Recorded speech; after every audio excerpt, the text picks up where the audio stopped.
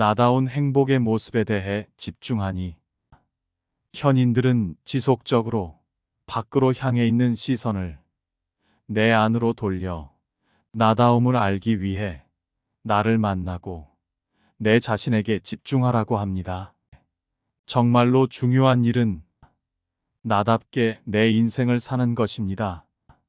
나만의 길은 내 안에서 찾을 수밖에 없습니다. 그래서 쇼펜하우어는 혼자 있는 시간과 고독의 중요성을 이야기한 것 같습니다. 때로는 세상에서 한 발 물러나 진정한 나 자신을 만나보아야 합니다. 고독할수록 세상의 목소리로부터 멀어질 수 있고 내면의 목소리를 들을 수 있습니다. 이렇게 보면 고독은 자발적으로 선택하는 것입니다. 오늘은 쇼펜하우어의 지혜를 들어봅니다. 슬픔에 눈물을 흘려본 사람이 기쁨에 눈물도 흘릴 수 있다. 인간은 고통을 느끼지만 고통이 없다는 것은 느끼지 못한다. 또 걱정은 하지만 걱정이 없다는 것은 느끼지 못한다. 두려움은 느끼지만 안전은 못 느끼며 갈증이나 욕망이나 희망은 느끼지만 그것을 손에 쥐게 되면 금세 흥미를 잃는다. 심한 갈증으로 허겁지겁 물을 마신 후에 남은 물은 버리는 것처럼 욕망도 충족되면 손에서 놓는다. 인생에서 중요한 세 가지 선이라고 할 수 있는 건강과 젊음과 자유조차도 그것을 누리고 있는 동안에는 전혀 느낄 수 없다. 아프지 않은데 병원에 가는 사람이 어디 있으며 젊음은 너무 당연한 이야기이고 자유로울 때는 자유 그 자체가 없다. 그러나 경범죄로 파출소 철창에 들어가는 순간 자유가 얼마나 소중한지 즉시 느끼게 된다. 인간은 행복할 때 자신이 행복하다는 것을 느끼지 못하지만 불행해져야 그때가 행복했다는 것을 깨닫는다. 그렇다면 내게 현재의 행복이란 없고 행복은 과거의 기억으로만 존재한다는 얘기다. 향락과 쾌락에 대한 실감도 그것이 강할수록 감퇴되며 습관이 되면 없는 것과 똑같아진다. 그러다가 쾌락의 습관조차 끝나면 괴로움만 남게 된다. 권태는 시간을 느리게 만들고 쾌락은 시간관념조차 없애버린다. 그렇다면 우리는 이런 결론에 도달할 수가 있다. 물이 나를 살리고 있다는 것을 깨닫기 위해서는 극단의 갈증이 필요한 것처럼 몸의 통증은 건강의 중요성을 깨닫게 해주고 늙었다는 것은 젊음의 소중함을 일깨워주고 극단의 구속은 자유의 소중함을 알려준다는 것이다. 그렇다면 우리가 지금까지 그토록 싫어하고 피해왔던 불행들이란 행복을 느끼기 위해 반드시 필요한 필수 조건이라는 것이다. 죽음 직전에 살아나야만 삶의 기쁨을 가장 크게 맛볼 수 있다면 우리는 모든 불행과 고통을 어찌 마다할 수가 있겠는가? 큰 그늘은 작은 그늘을 덮는다. 어떤 사람이 세상에서 행복을 얼마나 누리는지 측정해 보려면 기쁨보다 괴로움이 얼마나 많은가 따져봐야 한다. 괴로움의 내용이 작은 것일수록 그가 누리는 행복은 크기 때문이다. 어떤 사람이 아주 사소한 일 때문에 괴로워하는 것은 그가 지금 행복을 누리고 있다는 뜻이다. 큰 불행이 닥치면 작은 근심 따위는 거들떠볼 경황도 없다. 큰 그늘은 작은 그늘을 덮어버린다. 인생이란 휴전 없는 끝없는 전쟁이다. 모든 불행과 괴로움에 관해 위안을 얻기 위해서는 자기보다 더 비참한 사람을 보면 된다. 건강한 사람이 비참하다고 느낄 때는 병원의 중환자들을 보며 자신이 얼마나 행복한 위치에 있는가를 깨닫고 가장 큰 위안을 받을 수 있다. 그렇다면 그때 인간에게 어떤 결과가 올 것인가? 오늘은 행복한 날을 보내고 있지만 우리는 언제 질병과 재앙, 그리고 슬픔이나 고통이 닥칠지 모르는 위기에 방치되어 있을 뿐이다. 따라서 평화나 행복은 우연히 차지하게 된 잠시 동안의 휴식에 불과하다. 이제 곧 고통과의 투쟁과 맞서야 한다. 그리고 그 고통을 벗어날 때까지는 끝없는 함정이 기다리고 있으므로 지속적인 도전이 필요하다. 인생이란 휴전 없는 고통과의 끝없는 전쟁의 계속이며 행복이나 만족을 느끼는 시간은 극히 순식간에 불과하다. 따라서 우리는 늘 고통과 맞설 무기를 든 채 끝내는 죽어간다는 결론에 이른다. 갖지 못한 괴로움보다는 상실의 괴로움을 배워라. 사람은 자기가 갖지 못한 것을 보면 저것이 내 것이라면 얼마나 좋을까 하고 생각하게 된다.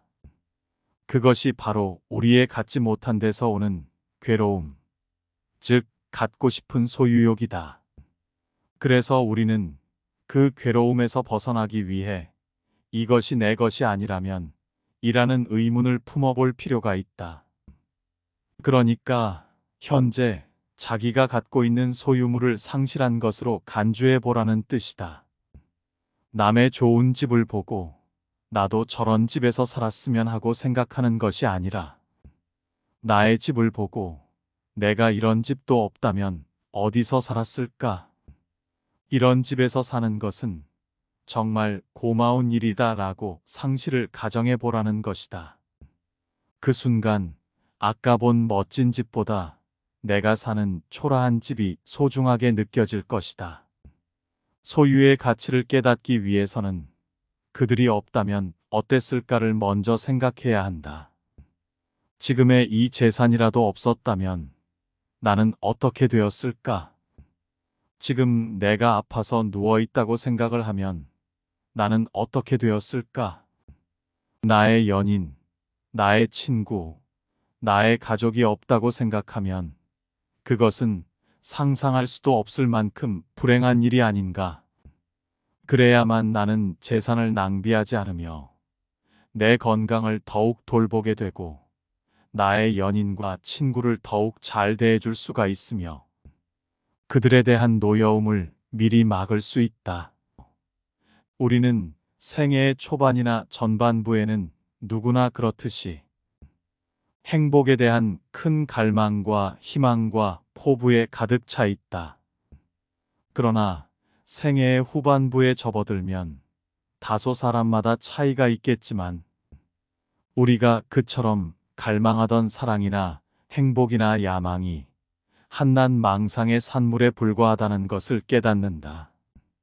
생애 후반부에서도 아직 그것을 깨닫지 못했다면 그는 여전히 생애 전반부에 살고 있거나 아니면 바보이다.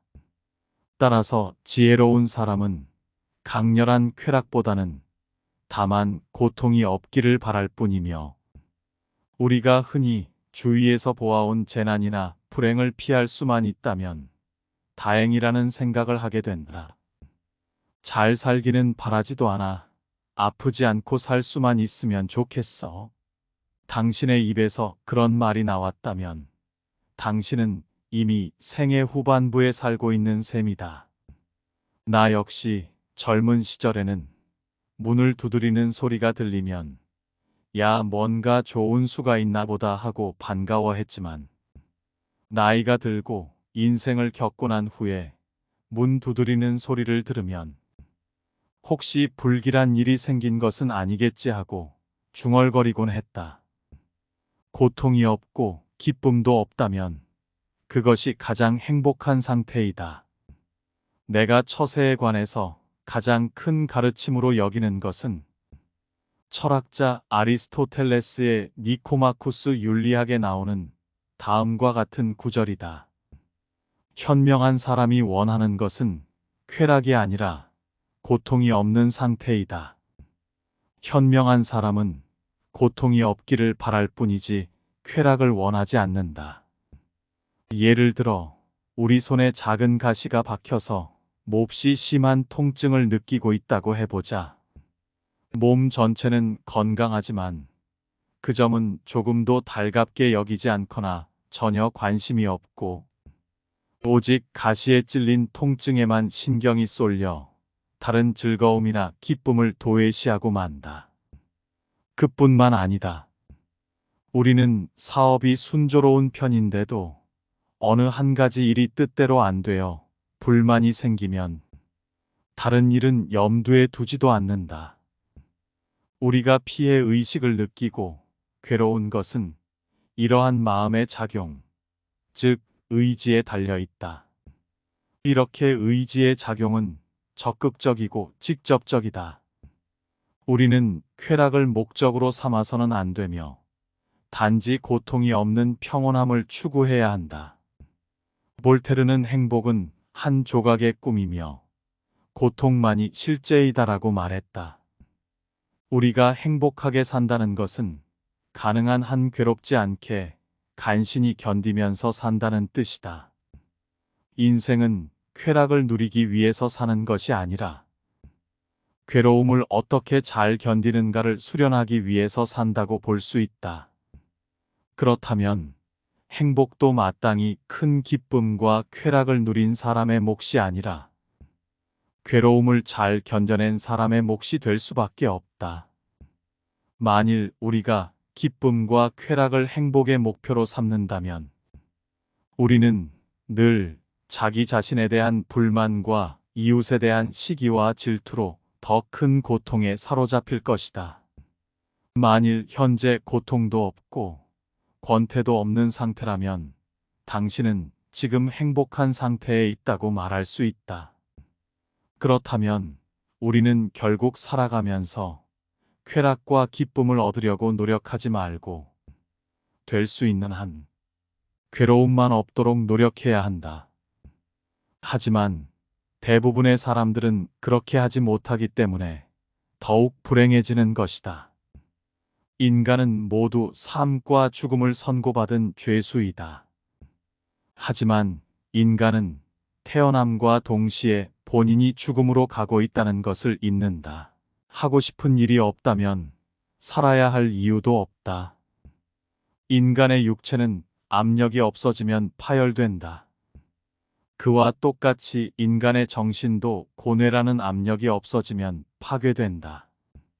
배가 항해하려면 압력을 가하는 물체가 필요한 것처럼 인간에게도 육체나 정신의 고뇌라는 압력이 반드시 필요한 법이다.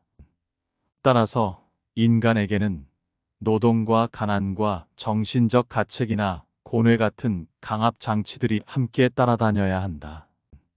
그렇다면 우리가 그토록 벗어버리고 싶은 것들은 사실상 운명처럼 짊어져야 살 수 있다는 결론을 얻을 수가 있다. 만일 우리가 원하는 것마다 만족하고 소원마다 성취되어 땀 흘려야 할 일도 없다면 도대체 뭘 하고 살아야 한단 말인가? 그저 밥만 먹고 하늘만 보면서 그 오랜 세월을 뭘 하면서 산단 말인가? 모든 것이 충분히 있어 더 바랄 것이 없다면 어떻게 살 것인가?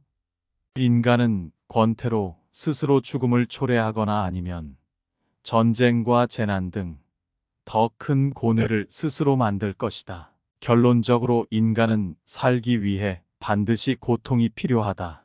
우리는 그 고뇌를 고통으로 받아들이지 말고 기꺼이 기쁘게 받아들여 즐겨야 한다. 결국 인간의 행복과 불행은 마음먹기에 달렸지만 단순하고 단조로움을 견딜 수 있는 사람은 나아가 지적인 생활을 감당할 수 있는 정신적 소양을 갖추어야 한다. 그래야만 권태라는 그늘에서 벗어날 수 있다. 후회는 자신을 고문하는 짓이다. 조심해서 말 위에 안장을 얹어 놓아라. 그 다음에는 대담하게 말을 몰아라. 일단 일을 시작하고 최선을 다한 후에 실패를 하면 그 다음은 깨끗이 잊어야 한다. 사람의 일이란 늘 우연과 착오가 함께한다.